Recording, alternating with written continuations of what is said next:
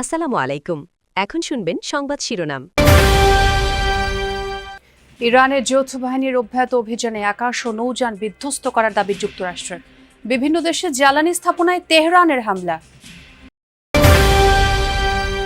নতুন সংসদের প্রথম অধিবেশন আজ। স্পিকার, ডেপুটি স্পিকার চূড়ান্ত করবেন সংসদ নেতা তারেক রহমান। এমপি মন্ত্রীদের মার্জিত ও সতর্ক আচরণের নির্দেশনা প্রধানমন্ত্রীর। রাজধানীতে জ্বালানির জন্য ফিলিং স্টেশনে যানবাহনের চাপ কমেছে কিছুটা। সরবরাহ শেষ হয়ে যাওয়ায় কয়েকটি পাম্প থেকে খালি হাতেই ফেরে গ্রাহক। রংপুরে জুলাই হত্যা মামলা থেকে আসামিদের নাম কর্তনের আবেদনের হিড়িক। তালিকায় সাবেক স্পিকার, মন্ত্রীসহ ঊর্ধ্বতন কর্মকর্তারা। এমন এফিডেভিট গ্রহণযোগ্য নয় বলছে পুলিশ।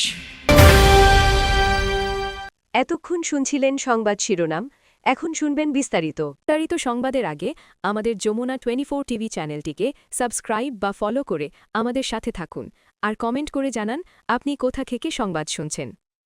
ইরান জুড়ে অব্যাহত রয়েছে যুক্তরাষ্ট্র ও ইসরায়েলের যৌথ হামলা। বুধবার দেশটির সামরিক বাহিনীর বিভিন্ন স্থাপনা লক্ষ্য করে হামলা চালিয়েছে ওয়াশিংটন। এতে বেশ কয়েকটি আকাশযান বিধ্বস্ত হওয়ার দাবি করেছে মার্কিন সেন্ট্রাল কমান্ড। হরমুজ প্রণালীতে আইআরজিসির একাধিক নৌযান ধ্বংস হয় যৌথ বাহিনীর হামলায়। এছাড়াও তেহরানে আইআরজিসি ও বাসিজ ফোর্সের অবস্থান লক্ষ্য করে ড্রোন হামলা চালিয়েছে ইসরায়েল। এতে হতাহত হন বেশ কয়েকজন। তাবরিজ ও কেরমান শহরেও পাওয়া গেছে হামলার খবর। জবাবে ইসরায়েলে কয়েক দফায় ক্ষেপণাস্ত্র হামলা চালায় ইরানের revolutionary guard IRGC. Tel Aviv, Haifa ও জেরুজালেমে হয়েছে বেশ কয়েকটি বিস্ফোরণ। এদিকে ওমানের বন্দর নগরী সালালায় একাধিক ফুয়েল ট্যাঙ্কে আঘাত এনেছে তেহরানের ড্রোন। হামলায় ব্যাপক ক্ষতিগ্রস্ত স্থাপনাটি। ইরাকের আল-ফাও বন্দরে দুটি বিদেশি তেলবাহী ট্যাঙ্কারেও হয়েছে হামলা। বাহরাইনের মুহাররাকে বেশ কয়েকটি ফুয়েল ট্যাঙ্ক বিধ্বস্ত হয়েছে ড্রোনের আঘাতে। এছাড়াও ড্রোন ও মিসাইল হামলা হয়েছে সৌদি আরব, আমিরাত, কুয়েত ও কাতারে। যুদ্ধ বন্ধে যুক্তরাষ্ট্র ইসরায়েলকে 3টি শর্ত দিয়েছেন ইরানের প্রেসিডেন্ট মাসুদ পেজেশকিয়ান। তার দাবি, স্বীকৃতি দিতে হবে তেহরানের বৈধ অধিকারকে, অর্থাৎ শান্তিপূর্ণ পরমাণু কর্মসূচি পরিচালনার বিষয়ে ইঙ্গিত দিয়েছেন তিনি। দ্বিতীয়ত, চলমান সংঘাতের জন্য যুক্তরাষ্ট্র ও ইসরায়েলকে দায়ী করে ক্ষতিপূরণ চেয়েছেন তিনি। সবশেষে, ভবিষ্যতের আগ্রাসন হবে না এমন শক্তিশালী আন্তর্জাতিক নিশ্চয়তা চেয়েছেন ইরানের প্রেসিডেন্ট। রাশিয়া ও পাকিস্তানের নেতাদের সাথে ইস্যুতে আলোচনার কথা জানিয়েছেন পেজেশকিয়ান। জানান, অঞ্চলটির শান্তির প্রতি ইরানের অঙ্গীকার পুনর্ব্যক্ত করেছেন তিনি। গেল বছরের তুলনায় এবার অনেক বেশি নিখুঁত হামলা চালাচ্ছে ইরান। এর পেছনে রয়েছে চীনের নেভিগেশন সিস্টেম বাইডোর অবদান, ধারণা গোয়েন্দা বিশ্লেষকদের। তারা বলছেন হয়তো মার্কিন জিপিএস এর বদলে চীনা সিস্টেম বাইডো ব্যবহার করছে তেহরান। এতে তুলনামূলকভাবে স্যাটেলাইট বেশি থাকায় আগের চেয়ে অনেকটাই সঠিকভাবে লক্ষ্য নির্ধারণ। শুরুতে সভাপতি পদ শূন্য রেখেই আজ সকাল 11টায় বসতে যাচ্ছে ত্রয়োদশ জাতীয় সংসদের প্রথম অধিবেশন। প্রধানমন্ত্রীর পক্ষ থেকে সভাপতির নাম প্রস্তাবের পর তা চূড়ান্ত হবে। সংসদ সভাপতির সভাপতিত্বেই নির্ধারণ হবে স্পিকার এবং ডেপুটি স্পিকার। রাষ্ট্রপতি শপথ পড়াবেন তাদের। সরকার দলীয় সংসদীয় দলের সভা শেষে এসব কথাই জানান চিফ হুইপ নুরুল ইসলাম মনিব। স্থানীয় সরকার মন্ত্রী মির্জা ফখরুল ইসলাম আলমগীর জানান, সংসদ নেতাই স্পিকার ও সভাপতির নাম সুপারিশ করবেন। গতকাল সংসদের সরকারি দলের সংসদীয় দলের সভায় এসব সিদ্ধান্তই হয়। ত্রয়োদশ জাতীয় সংসদ অধিবেশন শুরুর আগের দিন অনুষ্ঠিত হল সরকারদলীয় সংসদীয় কমিটির সভা, যেখানে সভাপতিত্ব করেন সংসদ নেতা ও প্রধানমন্ত্রী তারেক রহমান। সকাল 11টায় শুরু হয়ে এই সভা শেষ হয় দুপুর 1টায়, যেখানে বিএনপি দলীয় সংসদ সদস্যদের নানান করণীয় নিয়ে আলোচনা হয়। সংসদ সদস্যদের দায়িত্বশীল মার্জিত আচরণ করার পাশাপাশি গণমাধ্যমের সঙ্গে কথা বলার ক্ষেত্রে সতর্কতার মতো প্রয়োজনীয় দিক নির্দেশনা আসে সংসদ নেতার তরফ থেকে। কার্যপ্রণালী বিধিতে আছে, সংসদ চলার আগের দিন একটা সংসদীয় দলের বৈঠক হয়। সেই বৈঠকে নানা দিকে কেমনে সংসদ চলবে, আমাদের ম্যানিফেস্টো, আমাদের যে কর্মসূচি, আমাদের যে স্বপ্ন, এটা বাস্তবায়ন করার জন্য সবার ভূমিকা দায়িত্ব মুখে বললে হবে। সংসদ অধিবেশনে আমাদের যে কার্যক্রম সেসব নিয়ে আমাদের একটা ধারণা দেওয়া হয়েছে এবং মাননীয় প্রধানমন্ত্রী এবং সংসদ নেতার উপরে স্পিকার, ডেপুটি স্পিকার ইত্যাদি নিয়োগের সর্বসম্মতির সিদ্ধান্ত হয়েছে। সংসদীয় কমিটির এই সভায় স্পিকার, ডেপুটি স্পিকার ও সভাপতি নির্ধারণে ভার দেওয়া হয় সংসদ নেতা ও প্রধানমন্ত্রী তারেক রহমানকে। পার্লামেন্টারি পার্টির বৈঠক যা হয় বিভিন্ন বিষয় নিয়ে সংসদ শুরু হচ্ছে, তো সেই সব বিষয় নিয়ে একই সঙ্গে আমরা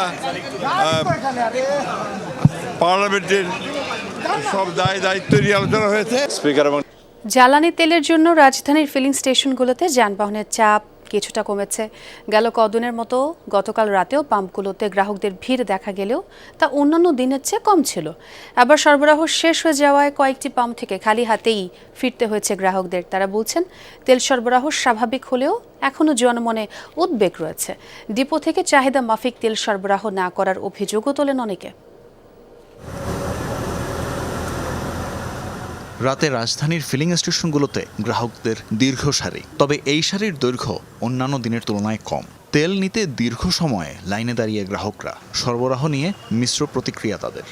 বাংলাদেশে যদি তেলের আসলে সংকট থাকতো তাহলে প্রত্যেকটা পাম্পই বন্ধ থাকতো, একটা দুইটা খোলা থাকতো না। এগুলো একটা সিন্ডিকেট চক্র কাজ করতেছে। সাময়িক কিছু ঘাটতি আছে, কিন্তু যেভাবে ঘাটতিটা দেখাচ্ছে ডিপো অথবা তেল পাম্পগুলো, আসলে সেই পরিমাণে ঘাটতি আমাদের এখানে আমরা দেখতে পাচ্ছি না। কয়েক জায়গায় ফিলিং স্টেশন বন্ধ ছিল, তেল না থাকার বিষয়টিও উল্লেখ করা হয় সেখানে। লম্বা পথ পাড়ি দেওয়ার পর এমন অবস্থা দেখে হতাশ গ্রাহকরা। পেট্রোল পাম্প যা চাচ্ছে তাই করছে। এখন আমরা যাই, বলে পেট্রোল নাই, পেট্রোল পাম্প বন্ধ। সেই লালবাগ থেকে শুরু করছি, ভাবলাম যে রাত্রেবেলা তেল পাবো। লালবাগ থেকে শুরু করে যতগুলো পেট্রোল পাম্প সবগুলো বন্ধ পাইছি। ইভেন দিনের বেলাও পেট্রোল পাম্প বন্ধ থাকে। আসাদ গেটের ফিলিং স্টেশনে তেল সরবরাহ স্বাভাবিক, দেয়ার ক্ষেত্রে কার্পণ্য করছে না কর্তৃপক্ষ। এখানেও ভিড় বিগত দিনের চেয়ে কম, তবে অনেক গ্রাহকই তেল নিতে এসেছেন দূর দূরান্ত। রংপুরে জুলাই বিপ্লবে হত্যা চেষ্টা ও হামলা মামলাগুলো থেকে তৎকালীন প্রশাসন ও কার্যক্রম নিষিদ্ধ আওয়ামী লীগের স্পিকার, মন্ত্রী, এমপি সহ জেলা, মহানগর ও উপজেলার অনেক নেতা কোর্ট এফিডেভিটের মাধ্যমে নিজেদের নাম কর্তনের আবেদন করেছেন। হলফনামা বাণিজ্যে মোটা অঙ্কের আর্থিক লেনদেনের অভিযোগ উঠেছে। তবে আইন শৃঙ্খলা বাহিনী ও আইনজ্ঞরা বলছেন, আইনের দৃষ্টিতে এই ধরনের হলফনামার কোনো গুরুত্ব নেই।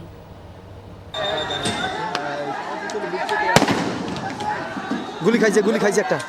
2024 সালের 16 জুলাই রোকেয়া বিশ্ববিদ্যালয়ের 1 নং গেটের সামনে পুলিশের গুলিতে বৈষম্য বিরোধী ছাত্র আন্দোলনে প্রথম শহীদ হয়েছিলেন ইংরেজি বিভাগের শিক্ষার্থী আবু সাইদ।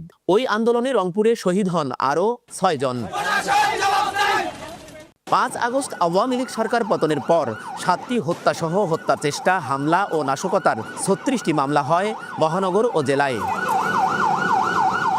তবে অভিযোগ উঠেছে, হত্যাসহ এসব মামলা থেকে অনেকেই মোটা অঙ্কের বিনিময়ে কোর্ট এফিডেভিটের মাধ্যমে নাম কর্তনের আবেদন করেছে, যার বেশিরভাগ কপি এসেছে যমুনা টেলিভিশনের বিভাগীয় কমিশনার, মহানগর পুলিশ কমিশনার, জেলা প্রশাসক, জেলা পুলিশ সুপার সহ প্রশাসনের উচ্চপদস্থ কর্মকর্তাদের। শুধু প্রশাসনের লোকজনই নয়, নাম রয়েছে সে সময়কার স্পিকার শিরিন শারমিন,